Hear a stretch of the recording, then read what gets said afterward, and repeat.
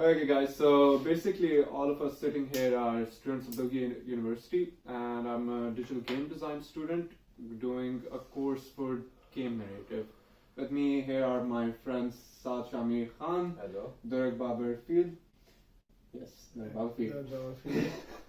Anyway, so basically, with me, Saad Shahmir Khan is very much into the anime culture and the gaming culture. So he's like the connoisseur. In my opinion, he should be in my place over here.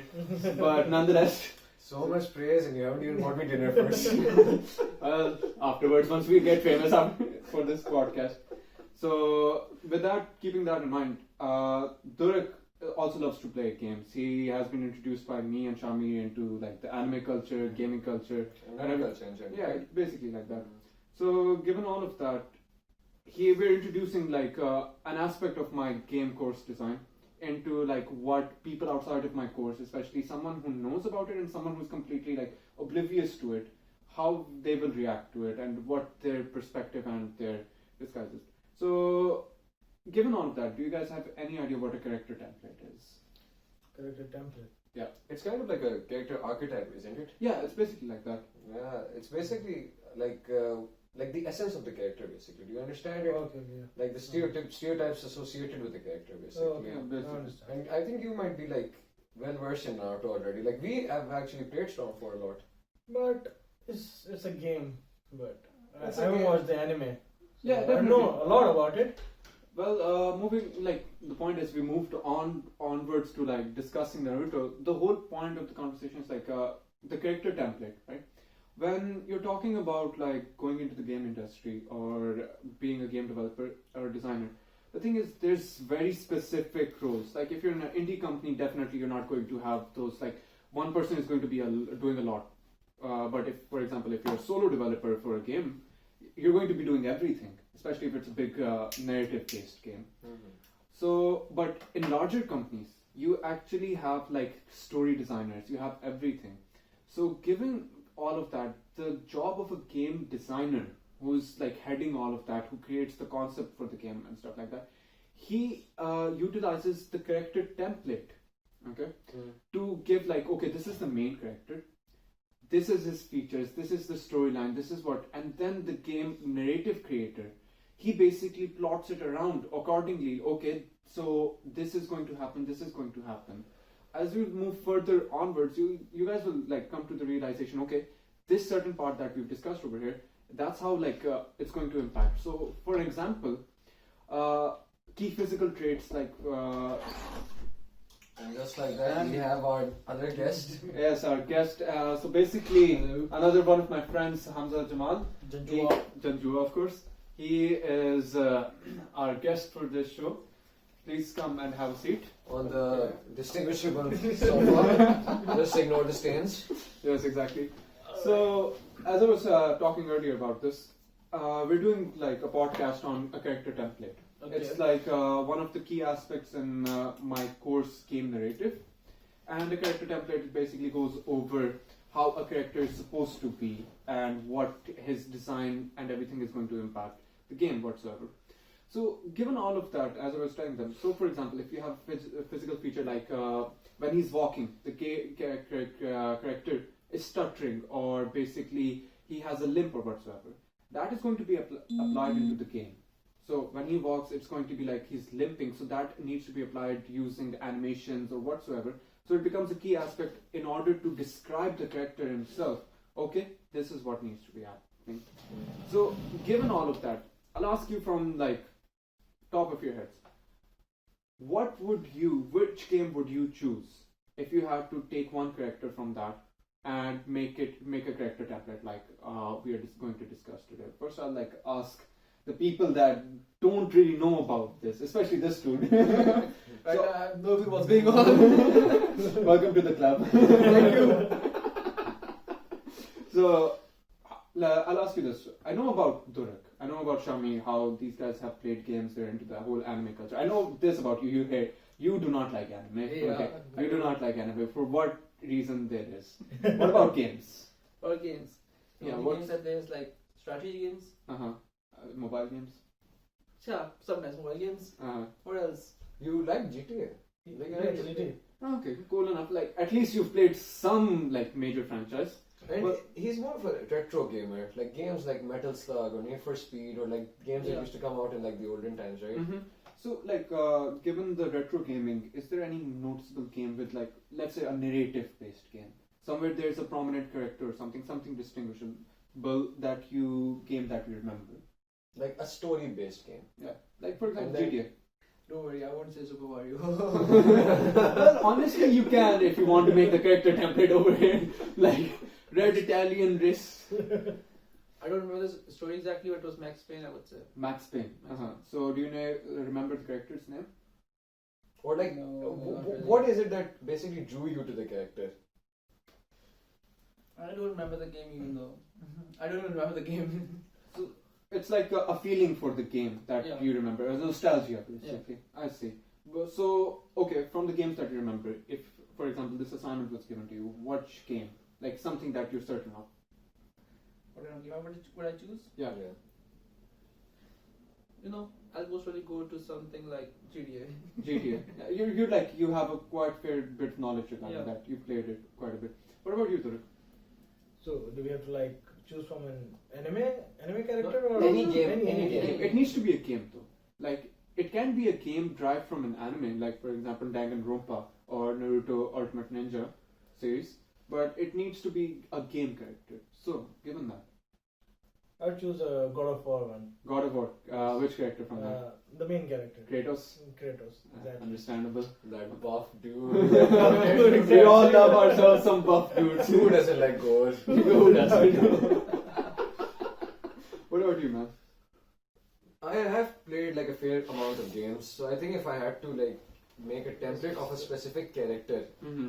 I think it would be someone along the lines of any RPG game that you have the ability to design your own template. Uh-huh. Like if you were to say Persona 5 or anyone that involves character customization, Uh-huh. I would do that because more than I do like story-based games, but Uh-huh. I like the aspect of creating your own character according to it basically. Uh-huh. So that would like Persona 5 and in Persona 5 the character N, I would choose them basically. Okay, great.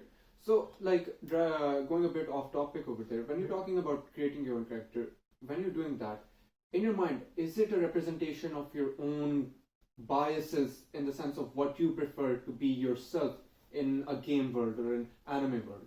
Basically, of course it is. It's basically the most idealized, most exaggerated version of myself that I would see. Mm-hmm. Like I would make a character like super hyper or super cocky or something along those lines, like a very exaggerated version of myself Mm-hmm. in accordance with that game. Yeah, definitely. So basically, there's like this whole game domain. Whenever we're doing imaginations or stuff like that, the reason like why games are so fun for people is we're allowed to do stuff which we aren't, we can't do in this real life. So I believe like every one of you has imagined themselves in the shower doing something like I'm gonna fight this dude, I'm gonna save the university from this and that. So like given all of that, that's why like I understand your point when it comes to like making your own character and going for that. A lot of people and a lot of game companies are actually trying to make it as customizable as they can. Like for example, Cyberpunk 2077. There was a fair bit of research done that the game design artists had to like craft different kind of like I don't know quite a large amount of genitalia for the characters just to customize that. I'm not certain about that, but if genitalia customization is there, I think we've reached the high point, boys. You know, it ain't much, but at least it's an honest job. It's an honest. Okay, so like for me, honestly, if I were to go, I'd love to go for Witcher 3. It's something I'm playing right now. The reason why I didn't go for it was I hadn't completed it, and my teacher herself is like a huge Star Wars fan, and she Shout out to you. exactly, shout out to her.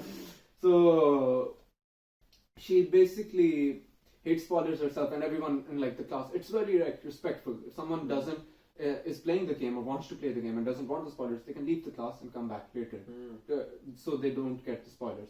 So I didn't want to go and get all the information about the character, the whole story, and just ruin the game for myself.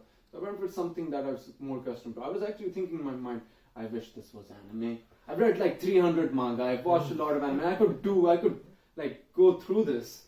But then it came to my mind. You guys were playing. You and Durrak were playing Naruto in Ultimate Stormfront. I was like, I can hear this in my room. These guys, they've given me inspiration. Thank God I was in a bathtub and came out shouting Eureka, Eureka.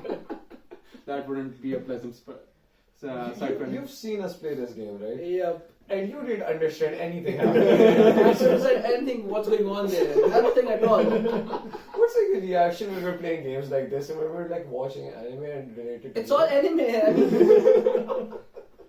I mean, Don't say it's flying and cartoon. doing stuff. I don't know. It makes no sense at all. Okay, this podcast, let me clarify, it's not about a debate between anime, it's not cartoon, okay? That's the fact, and we're not going over there. We're just going to go over that. So, like, the topic we're going to be discussing is Naruto Ultimate Ninja, for especially the character Naruto. So, I'll go over, like, a small, like, a bit of it, and then we'll go over the whole draft of the basic cliche stuff that's in the story. So, first of all, we're going to talk about the story. So, like, for someone who hasn't played Naruto, okay, how would you describe the story from so far how you've played? How much you've played? Is there any, like, for example, you've mostly played, like... You've done the story mode. I do Yeah, I've remember done the that. story mode. So what do you remember of, like, what is the thing that you associate in your mind when it comes to Naruto? Yeah, if you wanted to describe the story of Naruto, Ultimate Ninja, whatever series it is, how would you describe it? What do you remember from it? I don't know, objection. As you can see from our intellectual panel over here. I don't know, objection.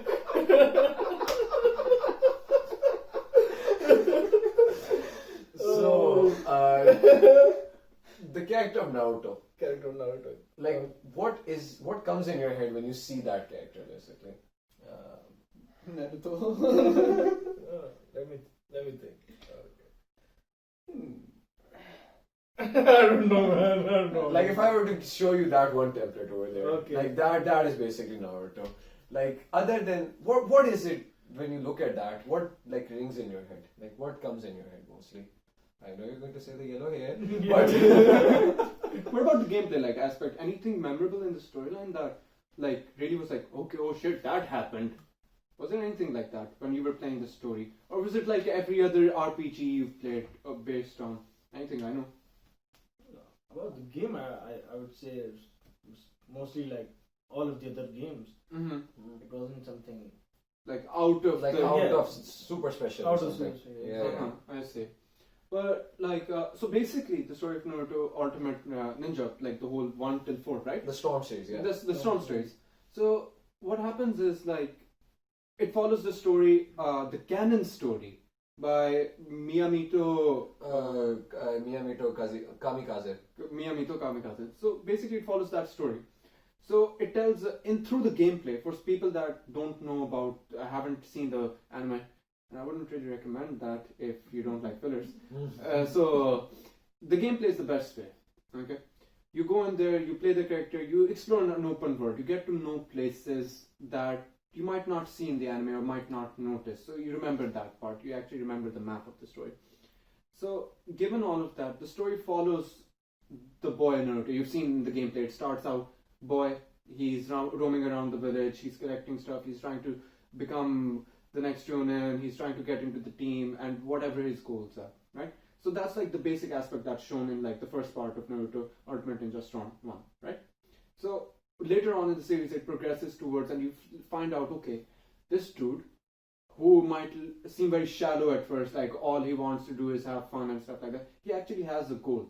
And that goal is like, comes from his childhood trauma, how he's been ostracized, how he didn't have family, how he didn't have friends, and he was completely secluded from the village itself. So his goal is to be like recognized by the village. His goal is to be someone that everyone admires and looks up to. So that's like the main storyline in which the whole game progresses towards. Because if you're not playing the PvP mode of the game, you're basically playing the storyline, which we're focusing on. So you can basically the thing is I understand from both of you that you still do not know jack shit Yeah. about. So Salaar, you can give them like a rundown of like the story in complete layman terms. Okay, there's a kid who on his birth loses his parents, has this creepy entity from a legend, a beast trapped inside of him. Village doesn't like him, where a lot of people don't like know about him, especially the younger generation. So they've been told by their parents to keep away. He stays all of his life away. Now he has to give exams. He enters in an academy. He gets his inspiration from a teacher who is the first person to recognize him. He works in a team slowly and gathers this trust. One of his close friends in that team goes to the dark side. No Jedi reference there. Goes to the dark side, and now all the rest of the story is about getting that friends back together, as well as trying to achieve his goal of bringing peace to the world and becoming the main hero of the story, someone everyone can look up to. This is like the simplest way I can put it. If you want to elaborate on it or some key aspects I've missed. You explained it pretty well, Mhm. but from both, I'm going to ask both of you a question. Yes. Now, basically, what are your views regarding the basic synopsis of the series? And the synopsis would be, if you are to describe the character loses his parents, as he said, Yeah. has a demon fox trapped inside of him. Okay. I know, sounds very outlandish. Yes, Sounds but like anime to me. yeah, exactly. Classic anime stuff. But has a fox trapped inside of him. Now, Okay. because of that, the entire village is half destroyed by that fox. Okay. So when he has that fox trapped in him, he faces discrimination from everyone in the village Okay. because of his association with that fox, and people view him as a monster. Okay. Due to this, he doesn't have friends, he doesn't have parents, Yeah. and he's completely ostracized and alone in the village. Okay. So to counter that, what he does is he starts playing pranks on the village. He starts doing stupid things basically, just so that he can get attention from his fellow citizens from that village, Okay. and then in any way his presence is acknowledged Okay. in any capacity. So that leads to his ultimate goal, which is to become the head of the village, because he has that image in his head that the head of the village is respected by and loved by every member of the village. So Okay. that is his reason of becoming the head of the village, the Hokage basically. Basically. And a very fun thing about all of this, you see the character actually developing. You have that one goal, okay, I want to be the head of the village. At the start, it's about being recognized by everyone. But later on, when you progress in the series, what you come to realize is that it starts from going from the whole naivety of the character, that he wants to just garner attention and be recognized, to that he wants to protect everyone. So there's a mental growth of the character.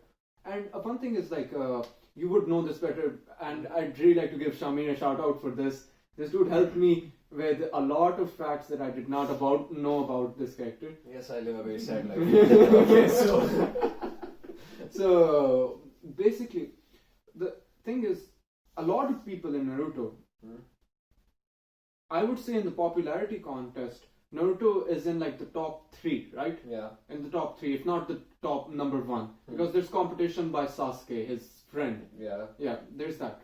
But a lot of people look towards him, and I feel one of the main aspects of it is the whole point. I think, what was it? Socrates. He talked about pathos, ethos, and logos, right? Okay. So pathos is the emotional interaction.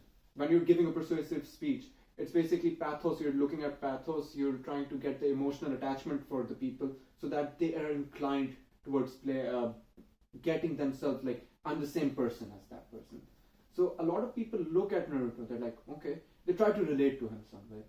Okay, I was also ostracized by my friend, because face it or not, at some point in our life, we've all been bullied a bit in our lives by friends, or not friends, bullies in our schools, high schools, whatever it may be, right?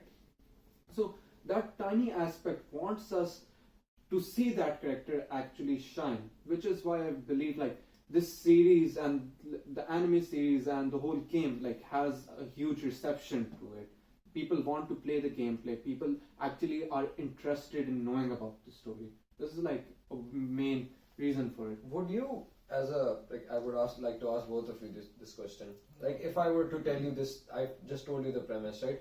Would you in any way seem like you would want to relate with that person? Like, you would see that story unfolding of him wanting to become the best that he can to be accepted by everyone. Like, in any aspect, do you relate to that Yeah. feeling? I do, because we all think like that. Well, we all feel. Yeah, exactly. We all want to, excel. The highest we can. The Yeah. highest we can. Everyone wants Everyone. acceptance in one way or another. Like the whole group, everyone wants to be like, okay, I come over here and people don't like just backstab at me and don't like hate me. I can sit with those people and I'd be like, okay, I chill with those people. Yeah, everyone wants that. But I guess that's a lot of discussion for the story. Though the story is like a huge part of the character template. Usually we just go over the summarization of the story, like because for stories like this or God of War or for GTA, they're huge. They're very huge. You can't just put them up and be like, I'm gonna write the whole story. You just give a rough outline and move forward with that. Now the next thing we're going to be looking at is like the gameplay purpose. What we're looking at over there is like the character in itself. What is the purpose of the character in that? Is he, for example, we've got Tekken, right? Tekken isn't really a story-based game, right? It's more of a player versus player game or player versus AI game. So in that aspect, what you have is a character that can be selected. You just have an attachment over, okay, he's got cool moves, he looks cool, and he's overpowered, stuff like that. But in Naruto, it's more, aside from the PvP, where you can have a select a character, it's also, he is the main character in the storyline.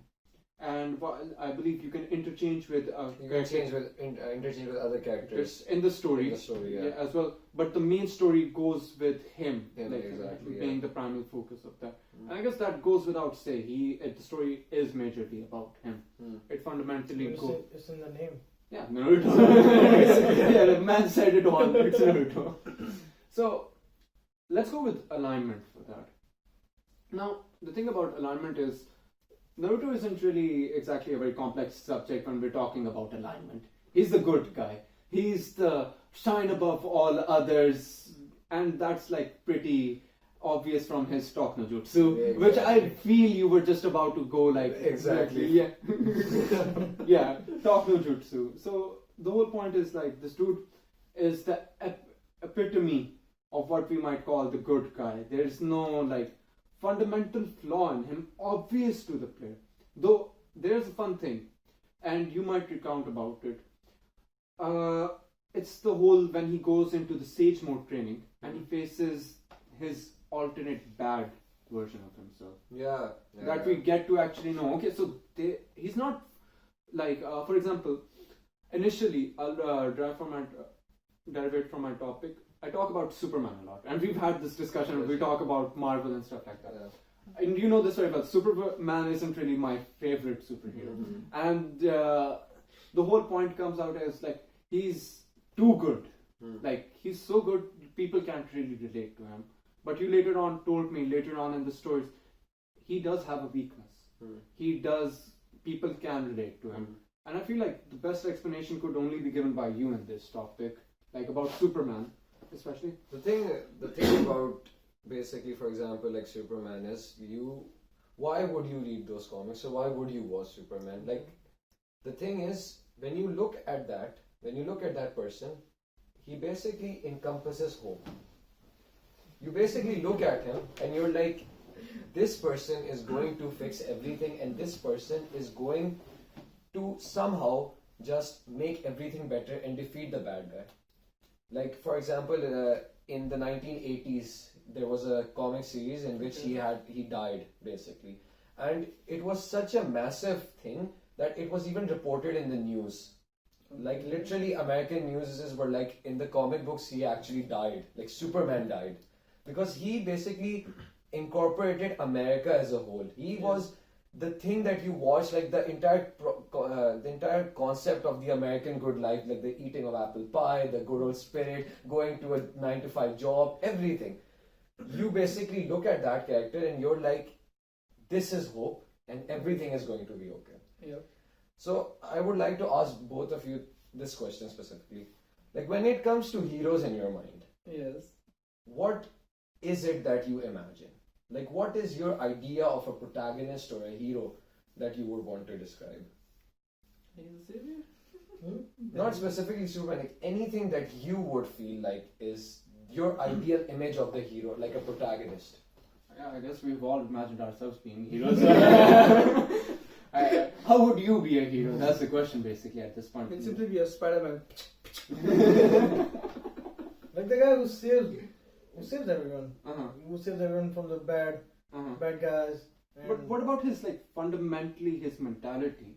Like, how would you describe him? You've seen anime quite often now, so and you've seen quite a lot of series as well. And we're going into series now as well because they're a form of media, and you see protagonists and stuff like that. You've seen that. You're inclined towards superheroes, right? More towards superheroes. Yes. Yeah. So, like Shahmir said, what would the superhero alignment be for you? That's wrong. Yeah. I think you should answer. Well, I'll give you one other example. Like when you played GTA, right? Yeah. You played with 3 different protagonists, didn't you? Yes. You remember that, right? Like out of those 3, first I would like to ask, which one did you resonate most with? Michael. Michael. Okay. Like you liked him the most out of all 3 of them, right? Because he had brain. Because he had a brain, basically, right? He knew how to use it. Now, a lot of people would be like, because of their personality, they would be like, they like Trevor. Why? Because he was impulsive and aggressive and he used to get in fights, and a lot of people were like, we are like this. Yes. So if I were to ask you, like you are a protagonist of a game, like what would you want how would you want that protagonist to be? Like what is your ideal of a hero, of a person that you would think and you would be like, this is me. This is how I would want my most perfect self to be represented on screen.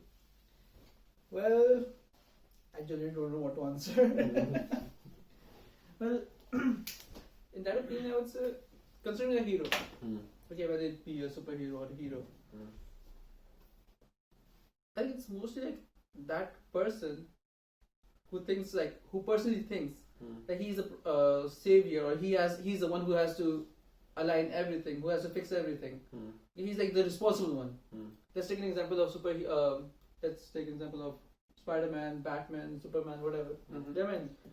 But all of them had an idea, okay, we are the savior. We have to protect, we have to save everything. We have to maintain it. I think that's how it goes mainly. It's not just about the main idea of superheroes. Anyone. So basically, you would just like to see someone and you would like to have that hope that that person is capable of saving a other hero is people. basically is a hope. It is a hope. It is like a hope. But I get this one thing too, like you like Kratos. Yes. And he is anything but an idealistic, hopeful hero. Right? Of course. He is a badass, to say the least. I mean, he is a badass, let's be real. Everyone would want to be the Kratos, just minus the bald head. In 5 years. Okay. That's inevitable, man. So, I know you like him quite a bit. And he is anything but a generic hero. So what would you say? Like, I think you would find it boring to have a hero that just has hope and just saves people. You like complexity, in my opinion, from the time I've known you and from the things that you watched, from the games that you've played. I'm afraid about the things that you've watched, man, because you've told me about the whole, I like my hero dead, just like how I like my meat. So what is a character that you look at and you're like, I am interested in this, I won't get bored by this player or person? I mean, the baddest thing. The badass thing. He goes against the gods. I mean, that thing, basically I like that thing about Kratos. He goes against the gods because they did him wrong. Yeah, they did him wrong. So he went against the gods. That thing I like about So him. basically, you like something that goes against all odds. Oh, that is impossible. That How is the fuck do impossible, you yes, fight exactly. gods, basically? You explained it right. Yeah. So basically, you are someone that's more into the rebellious, The rebellious, like an anti-hero. Yeah, you would an like an anti-hero. not anti-hero per se, but someone who is rebellious. Let me think of a hero, like the Batman. I mean, he always has the plan against all Every the other situation. heroes. Yeah, Every exactly. situation. Yeah. Like he knows how to go against the other heroes if they go bad. Yeah, true. That's true. Yeah. Love that. And Same. I like that thing about Batman. Uh-huh. That like he shouldn't be like the generic one, but he should have this darkness, this Yeah, darkness, edge yeah. to him basically. Every teenager ever. Just feel the angst.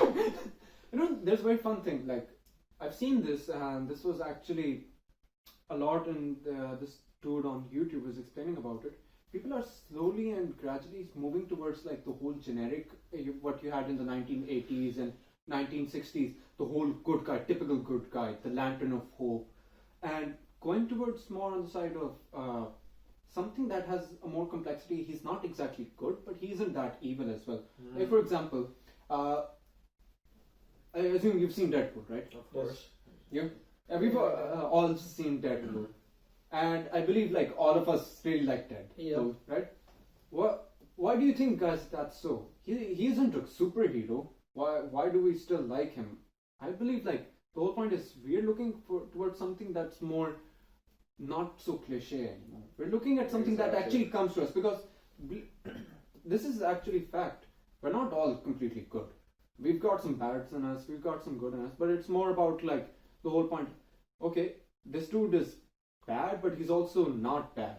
So I think a lot of people are going towards the whole point of not the typical hero, but more towards the anti-hero. For example, Kratos, like God of War, we're going to be referencing that a lot now.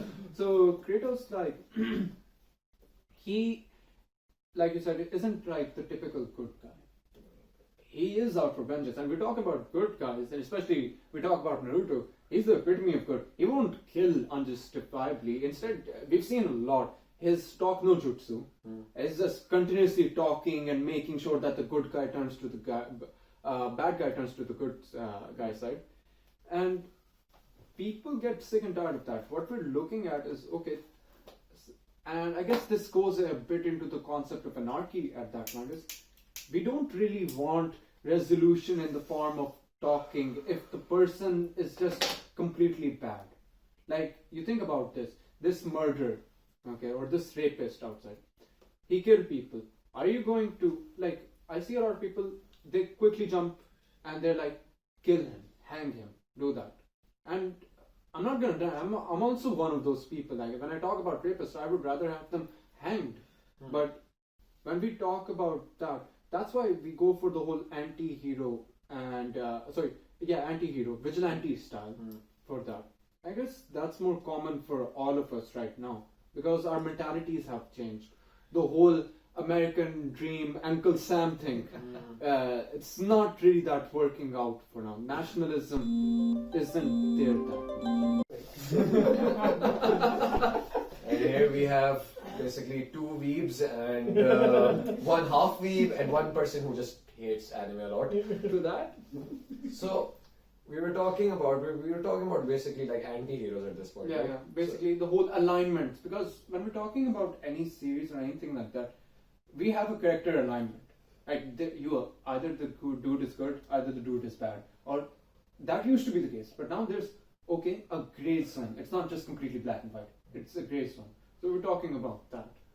I think you guys might understand this a bit. Like, you guys, if you have anything to input, then you can. When you look at heroes and hope and all this, that's things that you want, that you aspire towards, right? Like that image of a hero. But like when you look at anti-heroes, it's a more realistic representation of you as a person, because that person has bad qualities, does mistakes, makes bad choices, but inevitably has a good heart, right?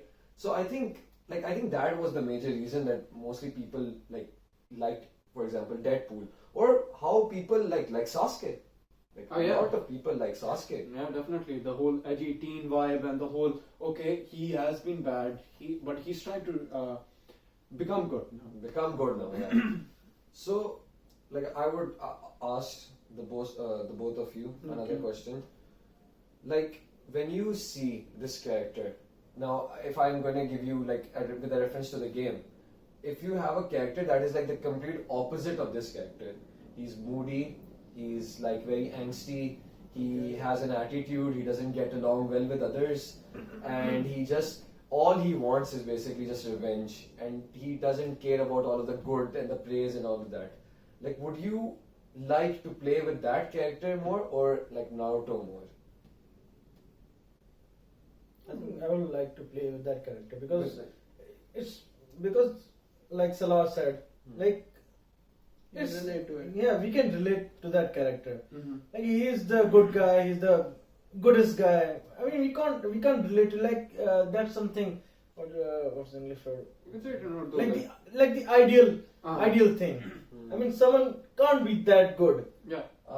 Exactly. Like that much willpower, That that much much willpower. exactly. Yeah. Because the I mean, point after of the game- getting rejected from everyone, from his Family. family and his society, Yeah. and even after that, he's trying to be a good guy. I mean, that's an ideal situation. That is an ideal That's like situation. bullshit mostly. Yeah. At that point, like, how are you going to go and be the Seems good like impossible. To Unrealistic, exactly. Because when you obviously, I mean, if you take a general human being as an example, like if you experience one bad thing or one bad emotion from literally anyone, then you tend to have a very negative outlook about it, and you're not that positive in that particular situation, right? Mostly.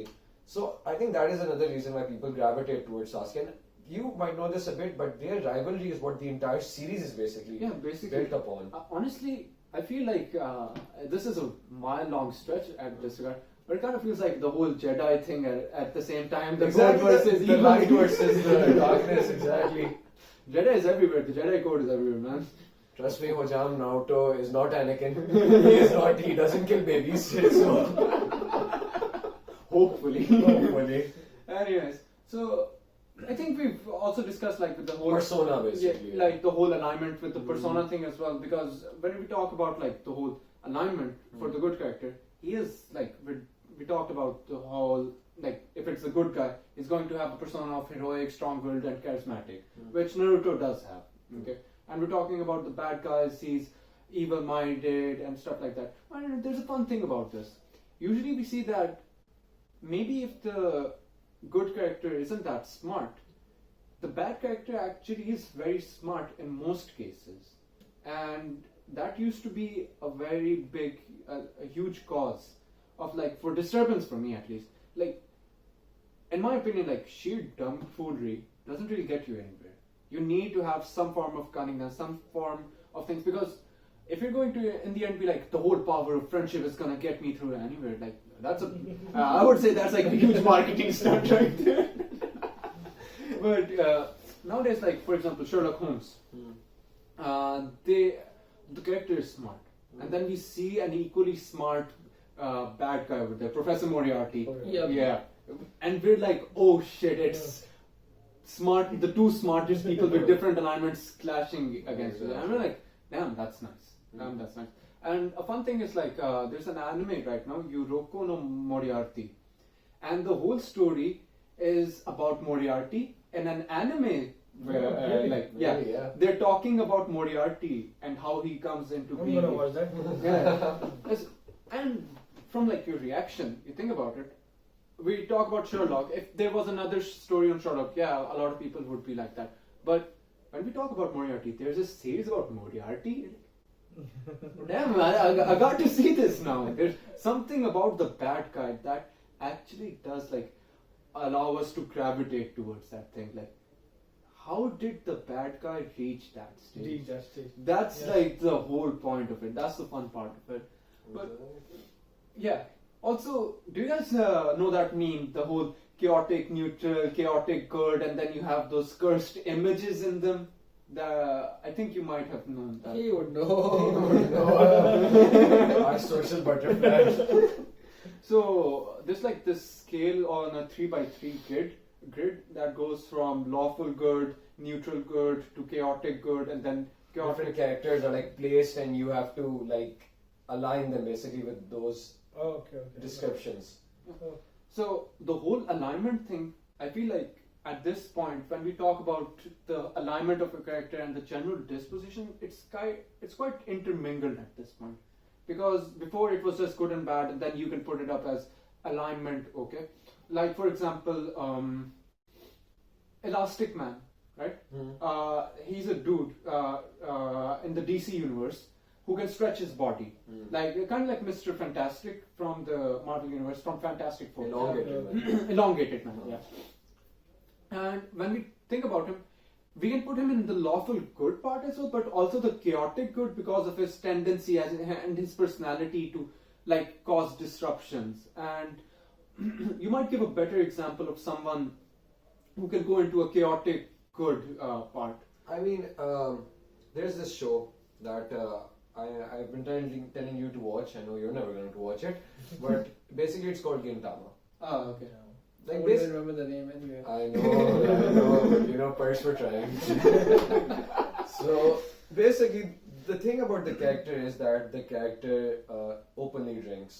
The Okay. character is he openly goes to like brothels Okay. and he gambles basically, and he has aspects to him that would be considered wrong in a generalized society, right? Okay. But the thing is, Choice? again, Yeah, it is his it's a choice. personal choice. But nonetheless, when we're talking about society, it's something impacting society. Okay. The rules, regulations. But the thing about the character is that everyone seems to love that character because of how much he is there for them and how much he's willing to sacrifice for all of them. The fights he does, he would literally sacrifice his own life just to help other people basically. Okay. But what people love about him is that he's not that superficial, that he's not just good. He's like, he has bad aspects to him. That's what makes him human, I think. That he has bad aspects to him. But that doesn't mean that you're a bad person.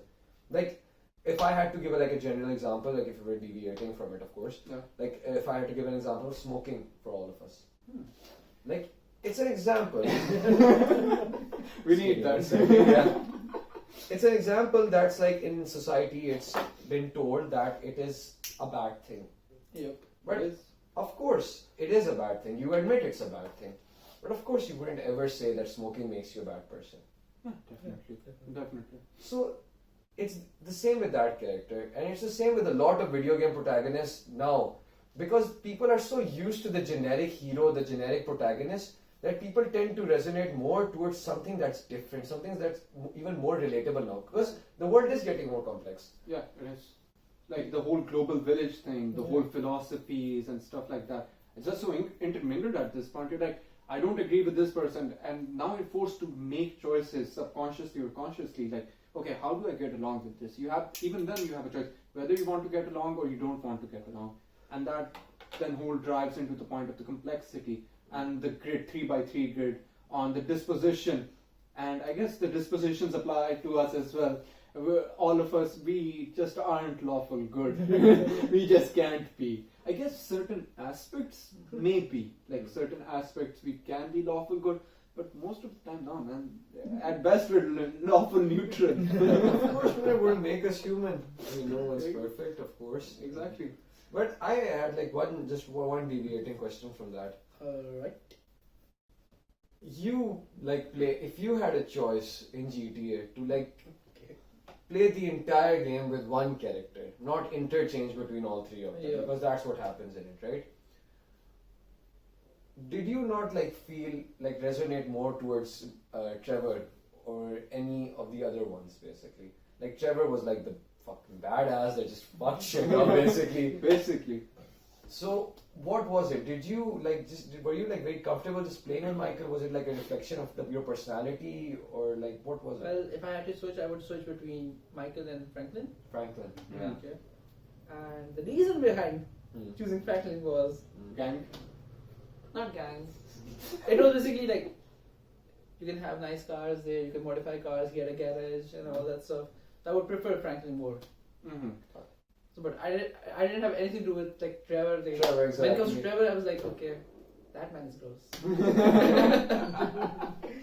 So I guess we know who's the awfully good one in this couch right now. I feel bad sitting with him right now. Yeah, The whole vibes are getting mixed up, man. And then we have one guy that just wants to kill God. So Well, this is anarchy at its finest right here. But I guess like let's go on towards like the cliche stuff. We talk about special abilities. And a fun thing is like I'll derivate from it like further on. But special abilities, we talk about first of all Naruto. Yeah. I guess Mia and Shahmir, the same thing is going on in their mind. The number one special ability Naruto has is talk no jutsu. Talk no jutsu. And for like the viewers and the people that know about it, okay, Hamza. Basically, jutsu is like arts, martial arts, okay, or special abilities. Okay, we're not going into the complexity Super of chakra and stuff like that. About that. Yeah, there's a whole detail about that, and I'm not going to go with that. But the dude, because of his nature as being lawful good, his whole inclination is towards, okay, I'm gonna make the bad guy the good guy. I'm gonna bring from the dark side to the good side, right?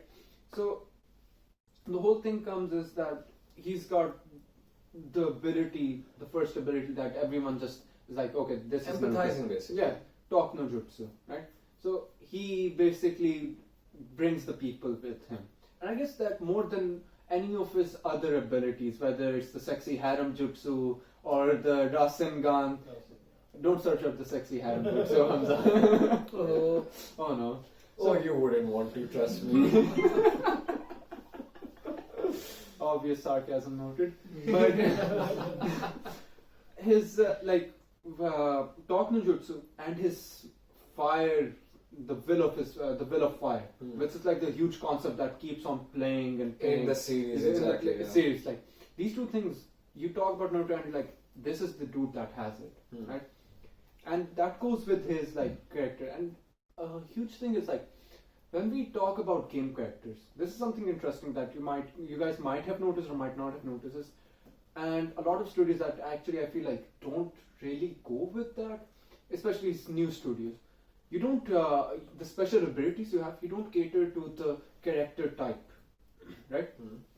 Because when you're talking about a character and you talk about a really good character and his special ability is just shredding the opponent into literal pieces, like how the fuck is this good in any way? I guess the whole point is like the series, like the plus point is that while a lot of people hate the fact that he's going for the talk no jutsu, it's an aspect of his character. The will of fire, everything like that is an aspect of his character because he'll go for that. He'll try to get people to his side instead of killing them off like spontaneously. For context, basically, will of fire basically means that the first person that made the village, right? Yeah.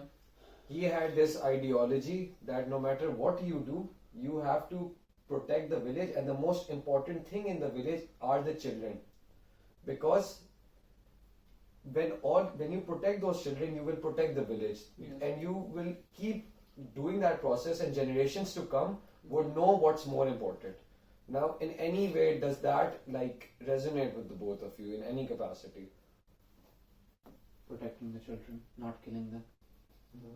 Or not letting them get killed. Or just a more interesting question would be in more like the context of Naruto.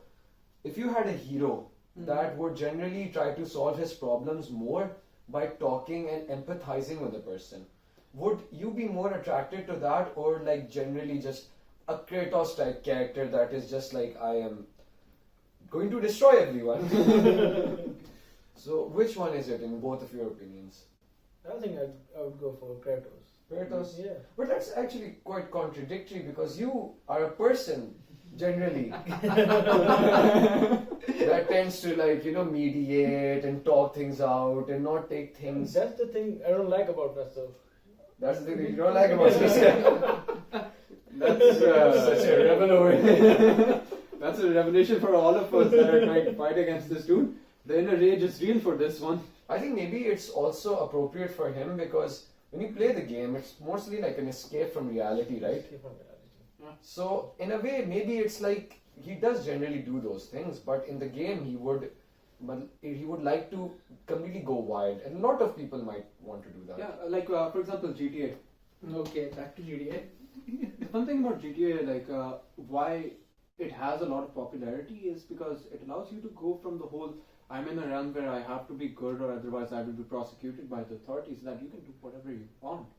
And like GTA is so like controversial in this aspect. A lot of politicians actually tried to get it banned. Yeah, Hillary Clinton and GTA In 4. Saudi Arabia, it was banned. In Saudi Arabia, it was banned. Yeah. Saudi Arabia, it's banned.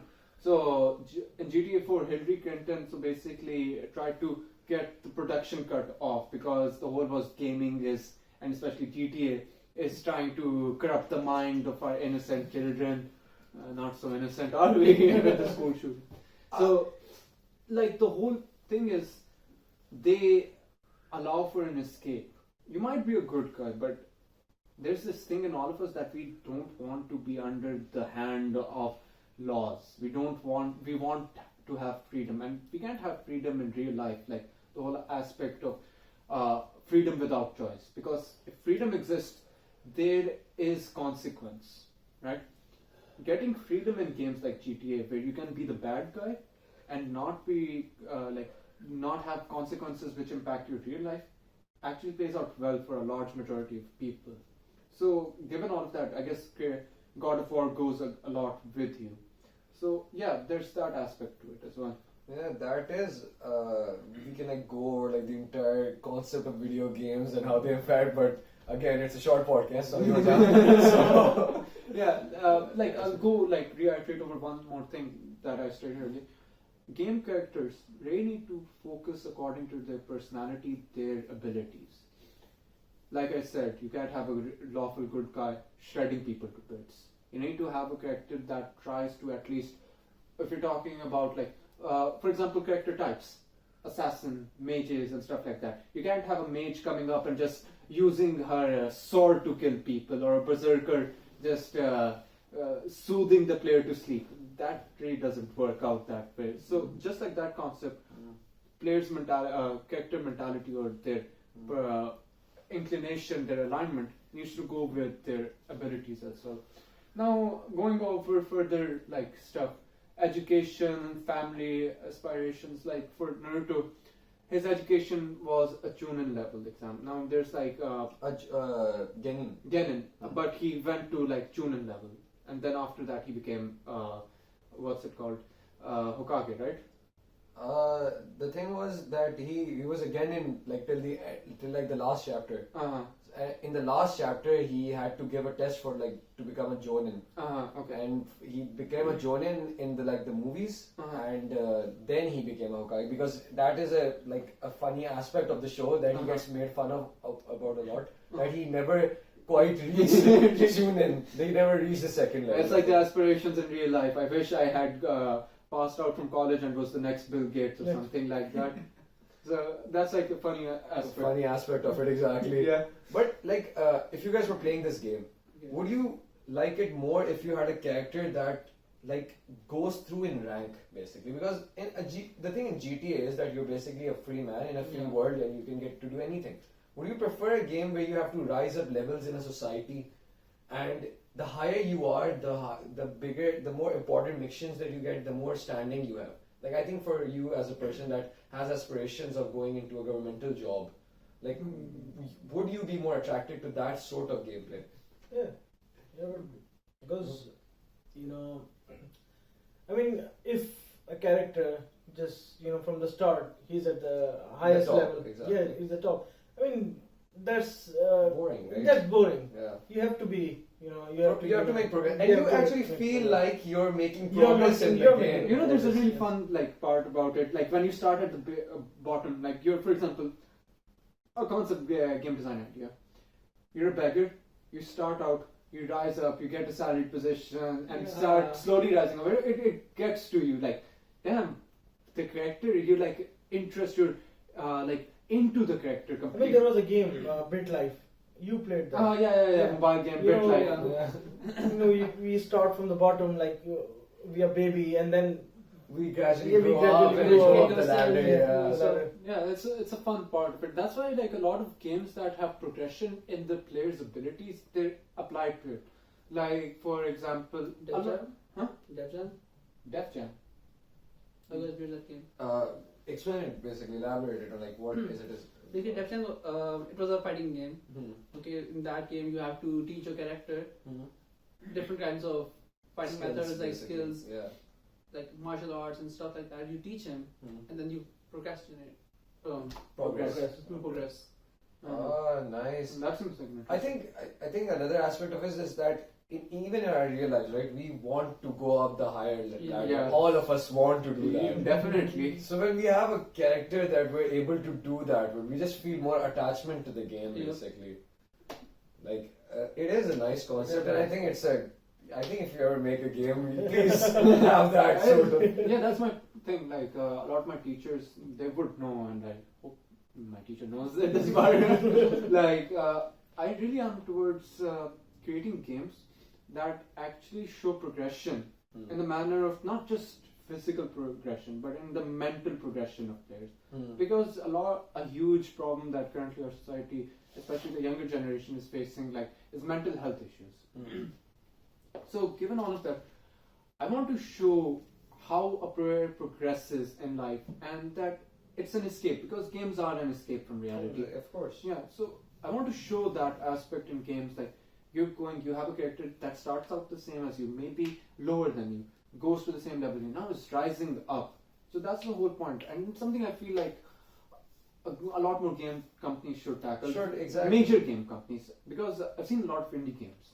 They do that. There is this game Change. It's not about change in itself, but it's about a beggar, or you start, like, the initial part is you're a beggar, okay, a random beggar whose family got killed and he lost his job, and you become a beggar. Now you have to survive on the streets. It's a 2D game, and then once you play or progress through it to a certain point, then you can choose another character, which is, like, for example, an alcoholic that goes through that. So, and the game design, I would really like a lot of people to go and actually buy it, because they collect the money from the game that they give and actually give to the homeless people. There's a charity that they're giving to. So it's like a social awareness cause at the same time, that this needs to be done. So progression is like a huge fact in any game. Any game that is static in its progression level, it's not going to get any form of, like, attention whatsoever.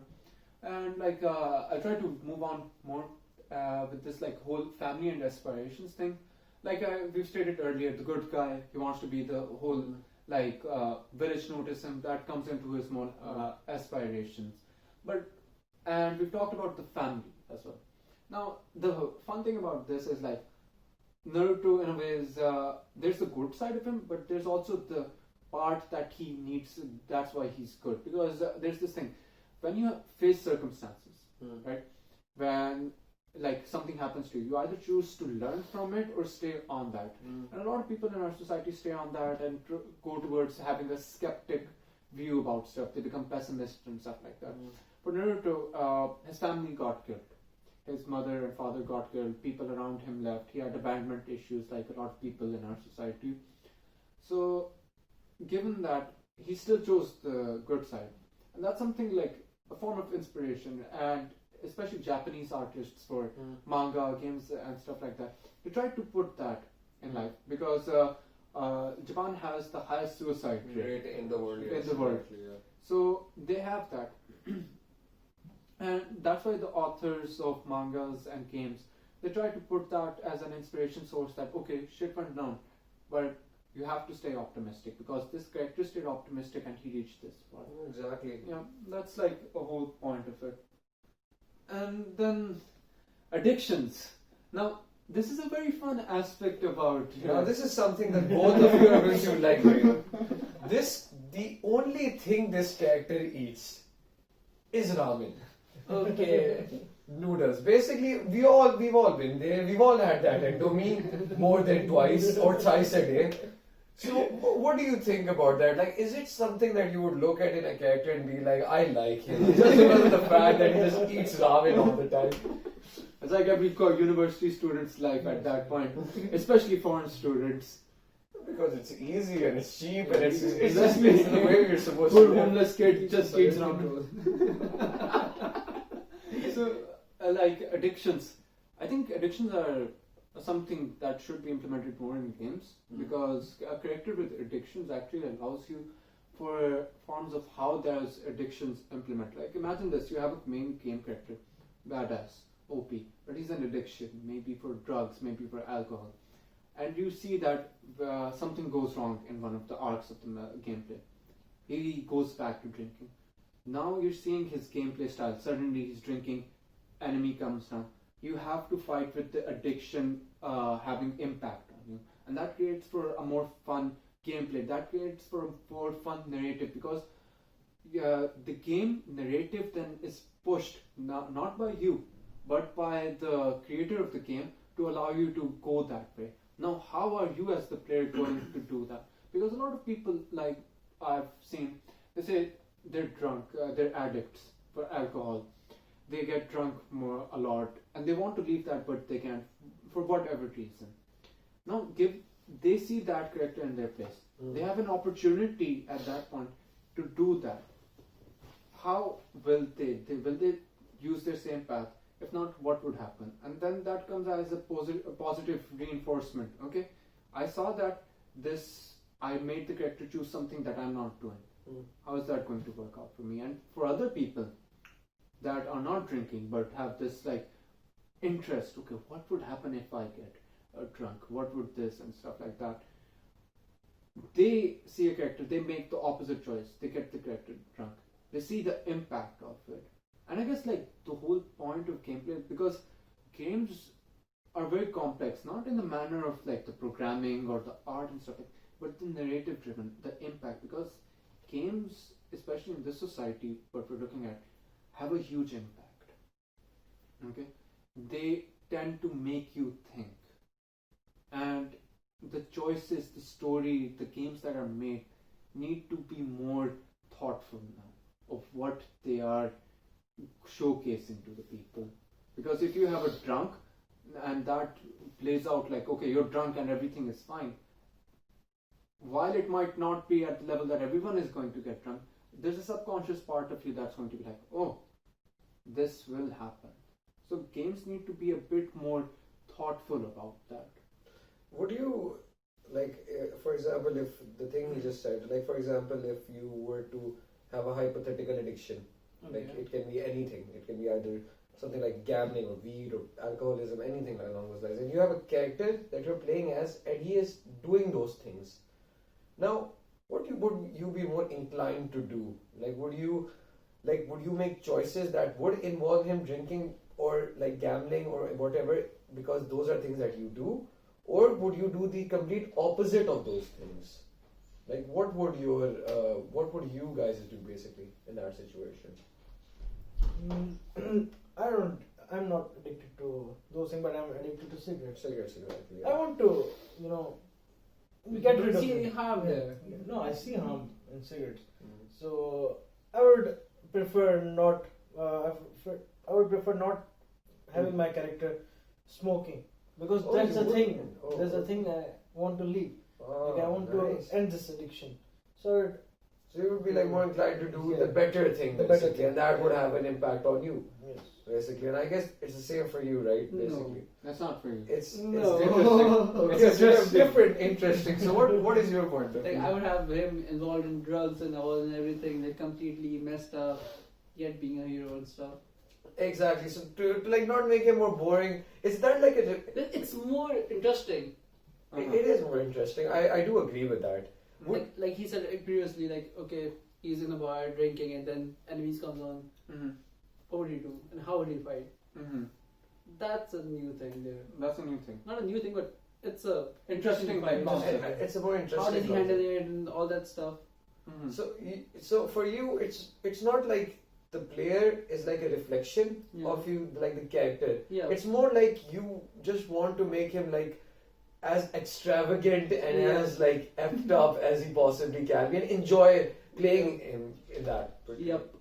That is a nice one. That is what gaming should be. I guess like, if we had more time regarding this, and I guess if we do further proceed to have more podcasts on it, we can go on the topic of like gaming and character addictions, basically, because a lot of the choices that game developers make do have some form of impact in the gameplay aside on the player as well, because when you are letting the player get into the realm of being the character himself, the choices they make, like if you make drugs in a game so like out of this world, like, okay, this is the best thing the character has. Like, for example, they take drugs and they get power-ups. For a young mind, it could be impactful. But then again, like, that's a whole other debate with a lot of research. With a lot of research. That exactly. needs to be done. So we'll move on to the whole occupation and attitude towards it, good or bad. So, like, giving more information about it, there's, in this storyline, what we have are people that become ninjas. And we're all, like, pretty aptly informed with the whole definition of what ninjas are, right? Just for like transparency's sake, what is the image of ninja? When you guys hear the word ninja, what comes into both of you guys?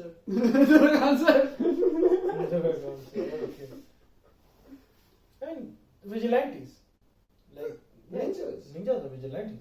But like, there's a very fun fact about ninjas though. Like the I know occupation. a lot about ninjas.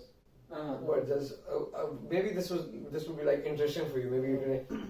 Do you know, like, it started in the Edo period, like in Japan. It started like in the early, like around, I think it was like, I think 686 BC or something along those lines. And the occupation was that lords would employ people, right, that would stealthily be able to kill their other people that would be in opposition to them for either the throne or in a government position that would make a decision.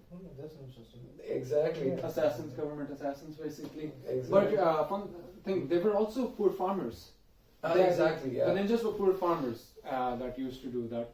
But the whole point over here is that it's not that these guys are poor farmers. They're like normal people that have the aptitude of having this special energy, being able to craft that special energy into techniques, whether whatsoever, being able to clone themselves or energy balls and stuff like that.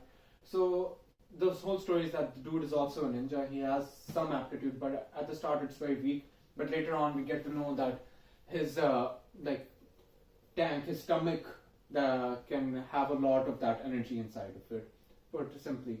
And the game objective like goes with the whole anime series: become the Hokage, save the world. Hokage, again reiterating, head of the village.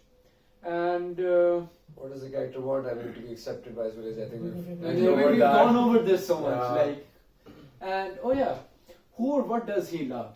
Now, romantic attachment aside, I think gameplay characters need love interest. Not love interest, anything else, any form of love. Like, for example, we were reading this book, The Ultimate Guide, and the whole in the character template for that, they talk about a character that they designed, who is basically an ethereal existence, killed by the god of death, and now he is working like collecting poor innocent souls, stuff like that. He has to kill them, and but he has attachment like Keanu Reeves to his dog. So like that, I feel like to make a character more like human, especially if he's like something that's out of this world, Exactly. like some death god or maybe Kratos or something. Exactly. You need to have some form of attachment. You need to create some form of attachment that actually makes the character's choices all the more. Because, for example, you bring you have Kratos and the latest God of War, right? He doesn't get to meet his son. He's just a random kid, okay? Especially for the opposite gods, right? And there comes a choice to save the kid or kill it. And it's more for your benefit to kill the kid. A lot of people are going to kill the kid. But if they know that his kid, that's his kid, a lot of people would go with the harder choice of going through the lengthier campaign to go with that. So the spoilers.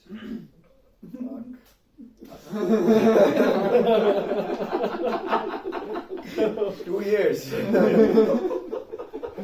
well, okay then. So yeah, That's good for.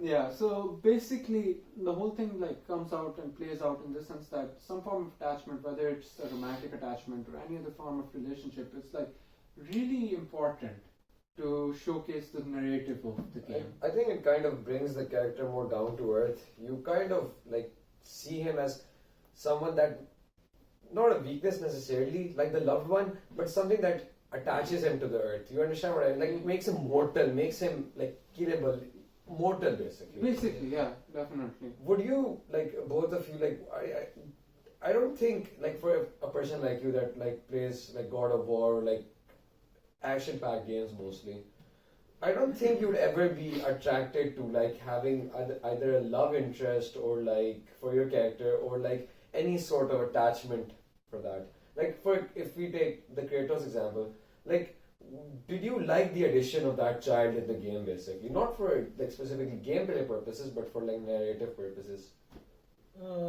Yeah, I didn't like that. You didn't like that I didn't basically. like that. I didn't like that.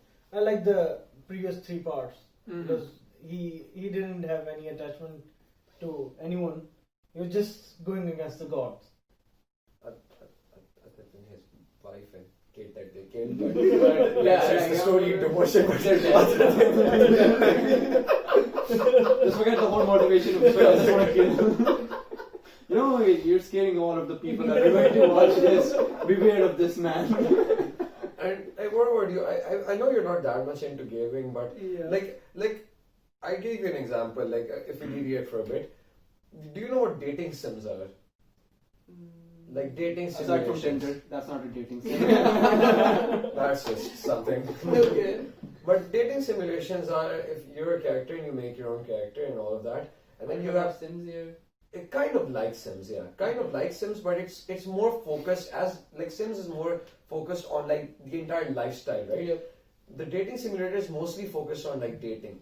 So you make and it's a very basic linear game to a degree, but you have to make choices that would either improve your relationships or like completely, you can downgrade from the level that you were at. Okay. So is that something that's like appealing to you? Not Would you at be all. interesting? Not at all. Not at all. Oh. I think like that example would be a bit more extreme because the whole point of the dating sims is to like get hooked up with a girl, right? Exactly. But let's talk about in the game example of GTA 5, right? Back to GTA 5. Oh, that's the only game we played, man. That's not going to go forward with this. Okay. Was there love interest in Burnout Paradise? I don't remember. We talk about that. Michael. He at the end of the game, we see that he has an attachment. If you go with the killing Michael off by Franklin game ending, he talks about in that ending cut that I thought you were my son. I was treating you like that son. Yeah, I remember those lines. Yeah. Do you in any way feel that the reason why a secondary choice for you to have Franklin as your second choice is because of that, because of Michael's attachment to that? Like the whole point of attachment in the game exists between Michael And Franklin. and then at the end of the game, if you chose the I believe the best position for that, having all 3 of them live and kill the others, Yeah. where you see that their friendship is there. Yes. Okay, they might not do the stuff they were doing before, but they're there. There's the attachment thing. Do you feel like the attachment was necessary? I think yes. In that scenario, yeah, because like there's different scenarios. You've got people that want battle, like just the whole point of the character being badass enough to just go against the odds. Nothing else comes in mind. Yeah, definitely. And then you also have other people that feel like, for me, attachment is like something that drives the story and makes you feel more interested. I feel like games, especially anime, you talk about anime, you have a badass character, right? All the more badass, but he becomes at that one point boring, right? We talk about One Punch Man. This will be controversial among some of you over here, but for me, One Punch Man, like, he's a fun, in a comedic way, fun, but as a character, a boring character. He's OP, cool. I love OP characters. If you know about this, Noblesse, the anime came out, 9 episodes are out. The character is OP, but One Punch Man, he doesn't have that any like visible attachment to any character or anything. So when you have a visible attachment and the character is just on the edge, like goes over there and has to protect it. It becomes not a matter of I can or cannot, it's a matter of I have to. That makes the player more excited. Now imagine there's a weak character, he can or cannot, and then has to go and fight that. That goes into the whole attachment case. That it is overdone by a lot of animes, for example, Fairy Tail. The whole friendship will prevail only. But it is, in my belief, like necessary, especially for character development. It gets you more invested. Like the choice that you had to make, I'm pretty sure you had to think about it. Yeah. And you knew the consequences about it, Yeah. right? Like you weren't just like, okay, I'm probably going to kill this, it's not going to affect me at all. You had to think because you were invested in all three of those characters, right? Yeah. So of course it does add like a new element to it. It makes the game more interesting and it makes you playing it more interesting, basically, in my opinion. Yeah, like we talk about John Wick. John Wick won't be John Wick without his attachment to his puppy, and we all agree with that. And we all like John Wick pretty much, especially Durrak. So yeah, there's that. And then about fears on the second part of it, there's the love part which drives someone, and then there's the fear part which makes something go away from it. Do you think like badass characters or any character whatsoever? I'll go over badass later. Let's talk about simple characters. So characters have fears in video games. Something they're afraid of. What do you think, basically? Like, does having that element make the story more interesting for you? Or, like, the example he gave with One Punch Man, right? I mean, I think you must have heard about One Punch Man too. The thing about One Punch Man specifically is, like, the entire series is satire in a way because the author's intentions are to make him as boring and as OP as you can to show him how he's still not recognized in the world. So you understand that, right? Yeah. So this is the thing, like if you have things to lose, if you have like it can be friends or someone that you're protecting or things, does that make the game more interesting to you, or is that just another hassle for you in a game? Would you just like to be fully have a character that's fully independent and that you just have your fun without any consequences or things weighing you down? I will go for The second thing. the second. Because it must be like more fun for you in a way because you can just go all out basically. Just go all out. Yeah, I do agree with You know, that. when I play games, I'm not that interested in the story. Like that invested in it, exactly. Yeah, that invested in the story. Mhm. I just want to play the game.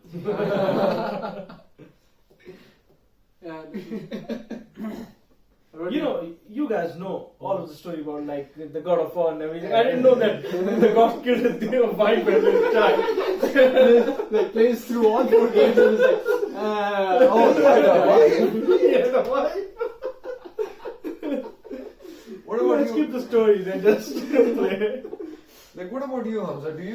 What is your opinion on it? Like, do you like to have those things? Do you like to be invested in that way to that game, or are you also just like someone that's just like I'm just gonna play it because it's fun playing it? I don't want. I mean, he loves the strategy games. Yeah, So both of you, like more you in a more action-packed way, you in a more analytical way. yeah. Just like to solve games and just like to basically win the game. Like, right? let's just take an example of GTA 5. GTA 5, exactly. Well, why didn't kill Trevor? Why? Why? What do you think? What did Michael do to Trevor in the beginning? well, Michael left Trevor out to die. Yeah. And the whole point was the man Yeah. was a psycho. In entire gameplay, Hmm. game, Hmm. it was Michael. Hmm. So why should I kill Trevor? Like, you just want to see the person that survived die. That's all there is, just tell it. So I guess to summarize, we can sum it up. I mean, it depends on people to people. Of course, I know you like more story-driven and narrative-based games where you have things to lose. That makes it more interesting for you. But of course, the best thing about games are that they can be interpreted to different people. Exactly, different ways. like it's an interactable media form. Exactly. And that's what makes games so much more fun and so much more something that you can delve into. Because, for example, we talk about movies, we talk about series and stuff like that. You have a hard-written story. You not know, but it's according to the author.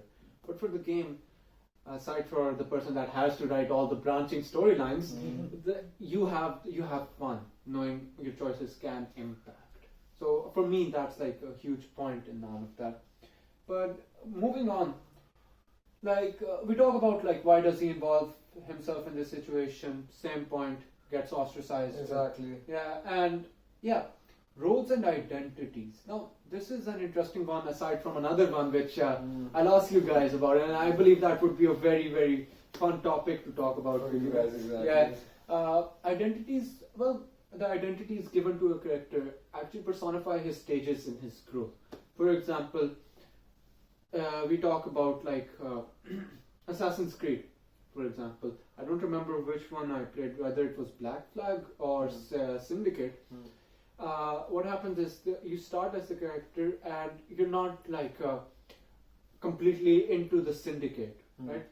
And what happens is once you get into the Syndicate, your goals and ambitions, they completely alter, and those identities then create what you need to do later on in the story. Because without those identities, you're not who you are. For example, imagine this: you're a character, a normal human being. You're walking around in the map, and you're doing day-to-day stuff. That's you, a normal human being. That's your identity. Maybe a father, maybe a husband, whatever it is.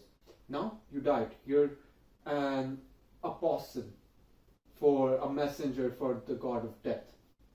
Now that's the identity you have.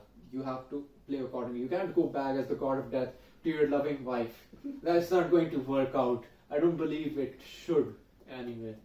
Interesting though, would be interesting, but nonetheless it wouldn't. I have a very interesting question that I think the both of them can be very like into regarding this one aspect.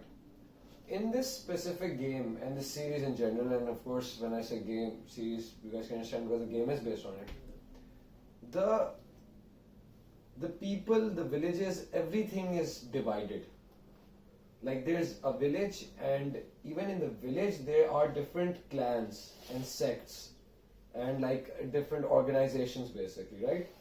Now, does that aspect appeal to you in any other way? Like, would that make your gameplay experience more interesting if you were to know that you belong to a specific clan and you like have to abide by that clan? Like I remember I think it was in Storm Revolution basically, in which what happened was that you got to play as a character, like you could play as Deji or you can play as Shino, and you could do side quests that involve things regarding their clan. Yeah, exactly. So, would that thing be more interesting to you? As we all know, we're all from Pakistan, and there is somewhat diversity when it comes to racial diversity, basically. Yeah. So, when you see those aspects in a game, would that make it more enjoyable for you, or would you just be like, no, I like my experience more linear, I want like a more simple narrative where I just have to, I'm one entity and I have to win. Like, what are your views on that? No, I think I would want my character to identify to a clan, like to a clan or anything, yeah. But that's more relatable. Like I'm a Baloch, so we have clans in Baloch. Yeah, so we all are we belong to one clan, and we have to do things only for our clan. Ah, yes. I mean, there's a thing in Pakistan. You can all relate to this. Exactly. Yeah, Yes. this Punjabi Balochi thing and exactly, everything. yeah. So I would prefer that one. You would prefer that one. And what about you, Hamza? As someone who's like Durrak, for example, he's like someone who's been raised in that atmosphere his entire life, and you are someone that hasn't been in that specific vicinity in your life. So what would your like views be on that? Like, would you like your character to belong to a certain thing and play as that, or would you just again want them to be linear? I would say be linear. Be linear. Be linear. Like, You know how Punjabis are. I guess that goes well. Okay, let's move on and we talk about the objective for this character. It goes with the whole like good. He needs to have an objective that goes with the whole personality. I am good. Like you can't have a good character and then have a personality that's like I don't know, evil adjective for that. It needs to have a good connotation. why don't we do this one thing? I mean, both you and me have played this game. We Yeah, know this, yeah. right? Exactly. So why don't we ask, from everything that we've done till now, what is one adjective that you would say for this main hero? This would be interesting. Like from all of the things that we've talked about mostly. What do you think this?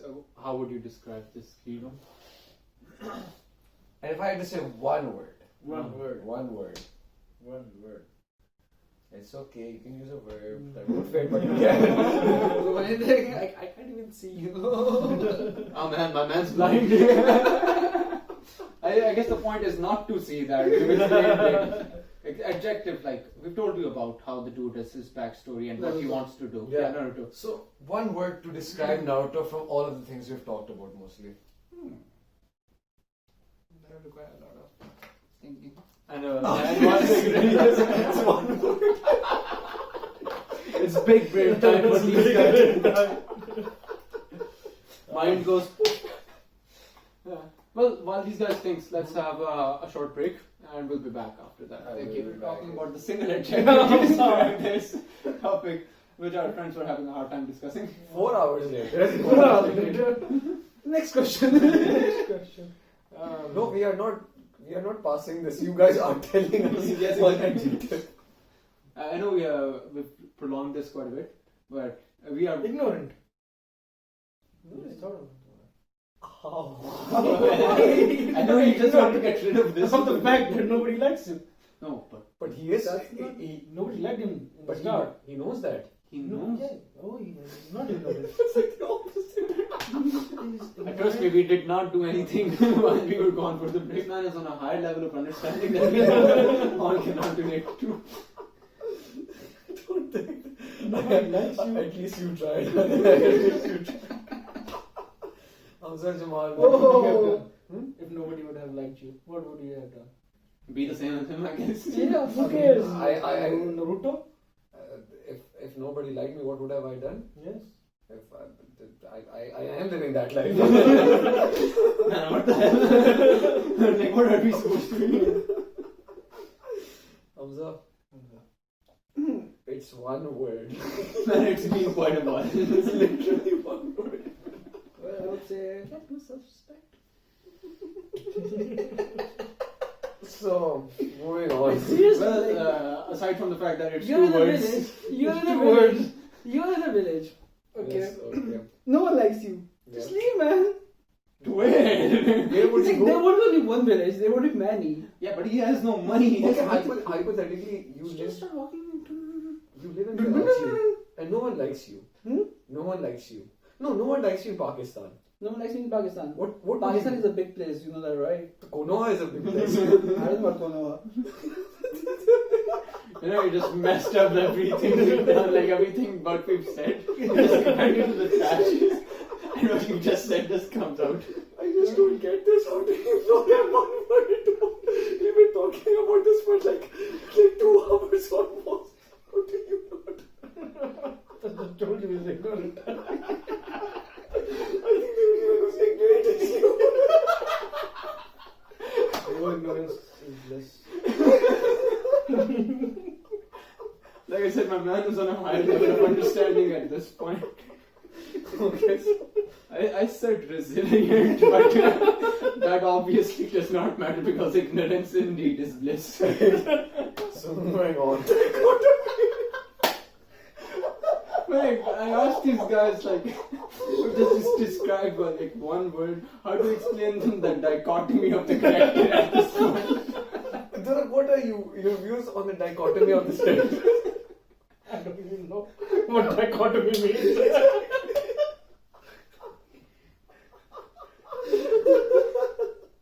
Trust me, we're just sleep deprived at this point. Swear he gave the minute. Swear he Oh, Jan, I'm sorry. I'm sorry. So the dichotomy of the character is basically breaking down the character. Basically, dichotomy in that sense over here means that how in his like self, how is he in his self? Like personality-wise, if you were to cut that personality open, what would that personality amount to? Well, for Naruto, it's like the background and everything put down.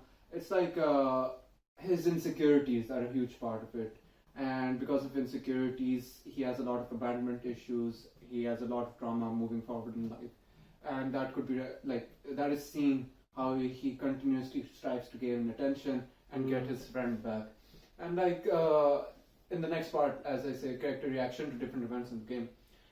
Like when he meets his friend, when his friend goes away, when he becomes like the village leader, when he faces against opponents, all of his like the dichotomy of the character plays into part of it, because the abandonment issues allow him to come to the character and be like, okay, his friend, and be like, okay, I want you back. I do not want to lose you as a friend.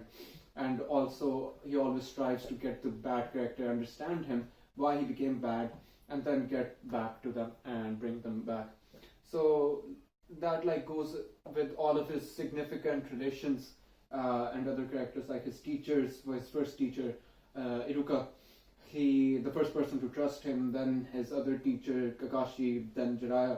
All of them played a big part in him. In his growth, basically. Basically, the aspect of that. Yeah, all of his friends and stuff like that. Their relations, his relationships have been this main focus in a way of what he is as a character as well. And you can actually see it through the entire series that he has gotten significant growth from different people in his life. Like Iruka basically told him that it's okay to feel lonely, and he could relate with him as someone who had already lost his parents. With Kakashi, he realized what someone who would actually wants to mentor him and see him go to a higher place was. And with Jiraiya, he had like this grandfather dynamic to him basically. That's why each of them played a role throughout his story that contributed in him becoming the man he was. And when he did become Hokage, you could see that transition was successful. Yeah, exactly. Like that goes into the innocent point of it. His innocence came from the fact that these teachers, these mentors were there to basically guide him and become what he was and is. And this is an interesting question. You guys see the picture, right? So the picture... Yes, I do. Yeah, finally. So if you were to see someone like this in real life, what would your reactions be? And let's not keep it to one word, because that was harder for you guys. Yeah. Those are a lot of balls. Yes, those are a lot of balls. I would be fucking scared. You'd be scared. Yeah. Why would you be scared of him? Yes. Balls. Levitating around. Levitating around you. Where are the balls? Won't you be scared? Balls? Balls. Levitating balls. I'm afraid of levitating balls. Isn't that a background? No, Okay. Well, okay, that's an understandable point. Like, but to like put it in the context of the game, when you see that image exactly, like what is the thing that Someone who is powerful. someone who is powerful, yes, that can make like you can everything look better. at this image or all of the images over here, like the rough outlines of the character. Even from the rough outlines, what would you think about this character?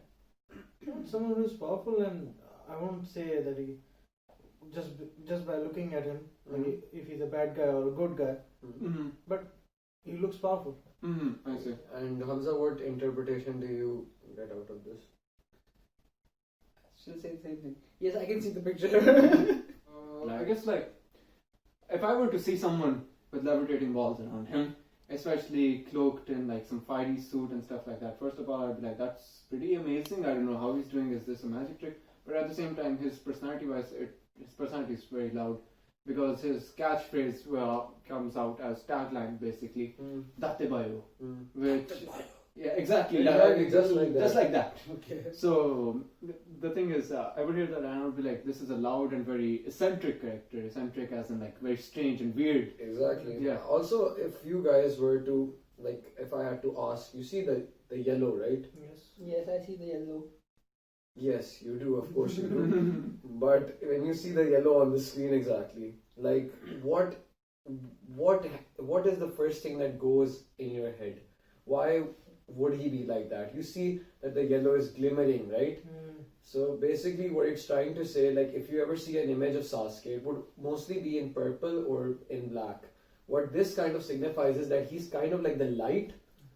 He kind of represents the sun, and this is a concept that is played in the games, while Sasuke represents the moon basically, right? And because of that, you get this, from the player's perspective, you get this image of like warmth and a basic protagonist image from this basically. Yeah, basically.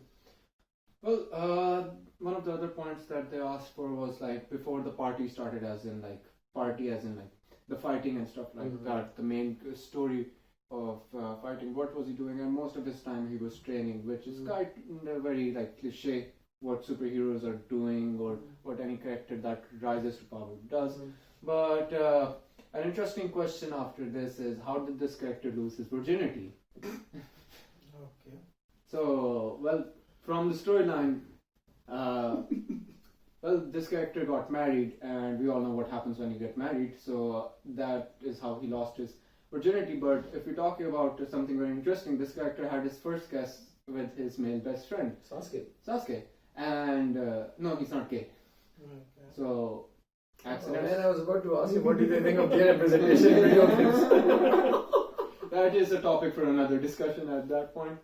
So yeah, like from the game perspective, Shahmir, we've both played the game. There isn't any real moral choices that you have to make, which I feel like is a weak point, but at the same time, given the game, how it's supposed to be played. Exactly. I think the fact that this game is based on an anime which is so well loved by such a majority of the people, they have to make it linear in that degree. Yeah. The only difference the game gives you is that you can do these choices but in a different chronological order, basically. Basically, yeah. And that's, I think, the most you can do with most moral choices aren't really over there. And the emotional stability, we've talked about him here because of his abandonment issues and stuff like that. He has childhood trauma and insecurities to save others. But like, out of all of this, the funny thing is the way he tries to comfort himself is by eating ramen. it. Because we all know that eating highly processed food like that is what gives you strength and energy and Exactly. discipline in your life. Exactly. What else will give us strength? We're not going to the gym or training. Exactly. It's eating ramen. But also, in a very interesting way, like, how do you, I'm going to ask the both of you this question. In a very simplistic point of view, how do you think that this fact, eating ramen, would be implemented into the game? In a game where two characters fight each other, like the Taken and Street Fighter concept. I hope they don't eat ramen while fighting. That they kind of do. They kind of do in the gameplay, But for energy power up. basically, what I wanted to ask the both of you is, he's explained it pretty well that this thing is very clever. Now his main trait, this main gag of him eating ramen is very, I think, precisely incorporated into the game by the fact that when you are low on health, you can eat ramen and it kind of Just restores like your health. GTA. Just like GTA in a way, yeah. Yeah, basically just like Just that. imagine Popeye does it. Popeye just says it. Yeah, Popeye just says, man, like how he eats spinach, he gets a power. Power up, basically, yeah. Yeah, it's kind of like that. I like that. But there's also one more thing. Yeah. Why are you on this planet? But Just to eat food. just to eat food. Yeah. I mean, you are kind of right. Yeah, existence. Just But what's one thing you can do every single day and you'll enjoy it? Food. just remove the existential dread from it, and then food it is, man. Food it is indeed. Well, we talked about like phobias. We talked about like how a character needs to have what he's afraid of. So going over that is not going to be like we're not going to repeat on that. But the vanity of the character, like what he is and like what he tries to do and position himself and what he displays, is that he tries to be jovial most of the time. It's like a lot of people. You guys have heard stories about depressed people. They don't really seem depressed. And they try to basically keep it happy, they try to spread jolliness and stuff like that, but deep inside they're depressed. And I forgot the name of the actor who Poets of the Fall, Dead Poet Society, Robert Williams. Robin Williams. Robin Williams. He like, I feel like that's the best Representation of someone, that who's is depressed, but at the same time tries to keep himself happy or Others happy. Hmm? Others happy. others happy. But you know what I do love about Naruto though is the fact is that they showcase depression in a way where it can be overcome. Mhm. So that kind of gives people hope, because of course you are looking at an aspect where this person suffers from childhood trauma and abandonment issues and so many other different mental pressures Mhm. put upon him from a young age, right? Yeah. But you see throughout the series that he, due to his resilience, right, tries to overcome them. And by the end of the game, when you actually do see that he's made it, So you realize that this person has carried a depression his entire life, and then he has finally overcome it to the point that he's fulfilled and happy in his life. And I think that is what the entire Storm series is basically about, from Storm 1 to Storm 4, is that it is his entire journey of like overcoming. And if I had to put one word for it or one adjective for it, then I'd be like resilient. Exactly. So yeah, we've talked about the tagline, his moniker being Dattebayo. So exactly. And then the epitaph, like what, and this is an interesting one, what will go on to the character Storm Snow? Like if he were to die, this character doesn't die in the game, when throughout the canon series we haven't seen him die yet. Exactly, yes. Yet. So, but if he were to die, what would like go on the Storm Snow? And for someone like me, I've actually thought about this for myself. Like if I were to die, what would I put on my tombstone? Yeah. So I don't know about you guys, but for this character, I like Shahmir told me about this and reminded me his mentor Jiraiya. Yeah. He wrote a book about him called A Tale of a Gutsy Ninja. And I feel like the tagline is very appropriate over there. You can write A Tale of a Gutsy Ninja on his tombstone. Because the thing is, that title kind of epitomizes his entire character basically. Yeah, exactly. So if it were like you guys, and like from everything we've talked about, like what do you think would be most appropriate for his tombstone? Be happy. Be happy. I guess, yeah, you can say Be happy. because that's like how he tried to be throughout his journey. Like, be happy. Be happy in that sense, yeah, you would. Yeah, put it definitely. that way. And Hamza, what do you think? I remembered everything, something like that. All that happened with him in the past. Well, But How but everyone treated him and then how he had to overcome everything. but that kind of diminishes the point of the growth, right? Like if he read something like I remember everything, that would signify that he was bitter about all of those things instead of like overcoming them. yeah, because in the end, he did achieve. Everyone started liking him. So he achieved his dreams. In that context, what do you think? That's enough out of him. So, oh yeah, interesting one. Now, I am completely Oblivious. oblivious, yeah, to the next question, which was actor suggestions, because I don't know about pop. You both of you watch movies and shows, and you specifically, I've known to be into a lot of shows basically. So from that description and from that character as you have it, what actor would you suggest playing Naruto? What do you think about it, Hamza? Any idea that you have spontaneously? And it can be from any race or whatever, any person. An actor that you feel is very charismatic and very jolly, That loud. can portray those things on the screen. Like, of course, you can't say something like Denzel Washington would be like the best Naruto ever. Like I said, I'm very oblivious to who these people are. So 50-year-old black man that's nominated for 5 Oscars. you could have just said Morgan Freeman. That would have been easier. What about you? The suggestion you gave? I gave. Have you watched Titans? Titans, no. There's basically this actor in Titans that is basically the second Robin. Like the first one you guys know is Nightwing, right? He becomes Nightwing. So the second Robin is one called Kern Walters, the guy who plays him. Now basically I suggested him because he has a very charismatic approach on screen. He's very hyper and very jolly, and like he kind of knows how to convey emotions, so you kind of buy it. Like, do you understand? So I thought that would be the best fit for a character like Naruto that does have this inner little angst to him, but at the same time has pure intentions. Yeah, if that's how he is, then I guess like that's the best suggestion we can put up with that. But this is an interesting one because all of these, I would have to research, and I did after that. But this dude, Shahmir, had them memorized from the top of their head. Like, his impressionistic age and health, height, and weight. Like, he's 12 to 13 in Naruto, like the simple, the first. Basically in Storm 1. Yeah, in Storm 1. And then after the time skip, he's 15 to 16. After that, 18. And when he becomes the Hokage, he's 32. And he told me the weight as well. The height is 164. Oh yeah, I remembered his height and weight. Yeah, he remembered it was 164, 181, and 186, and then later his weight as well, 48, 62, and 65, which is I was really into. yeah.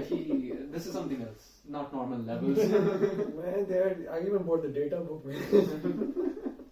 And like we were discussing this, and the fun thing is like at 181 centimeters, he's only 62 kilograms. So, guys, I'm not thin, I'm just lean. So we put his body type as lean, and obviously his hairline color, eye color, and facial hair, which like came out as yellow, and eye color as blue. But the eye color is like due to his power-ups, it changes color accordingly. So when he is in his Sage mode, it becomes yellow with a black pattern inside. Something very typical of anime. Anime, basically, yeah. Yeah. And then facial hair. Normally human beings have beards. This dude had whiskers, like a cat. So yeah. Basically, I think at this point this is just like an intro anime for dummies, basically. Basically, this turned into from my podcast to an intro for dummies. But nonetheless, it was very nice having you guys, and I really want to shout like Shahmir out for this one. Thank you for Salaar for arranging this Yeah, podcast. thank you. No problem. Thanks, man. And Anyways, that would be all. thank you, Salaar. And again, Date Bayo. Datte Datte bhai. Okay, guys. Nandamarayo.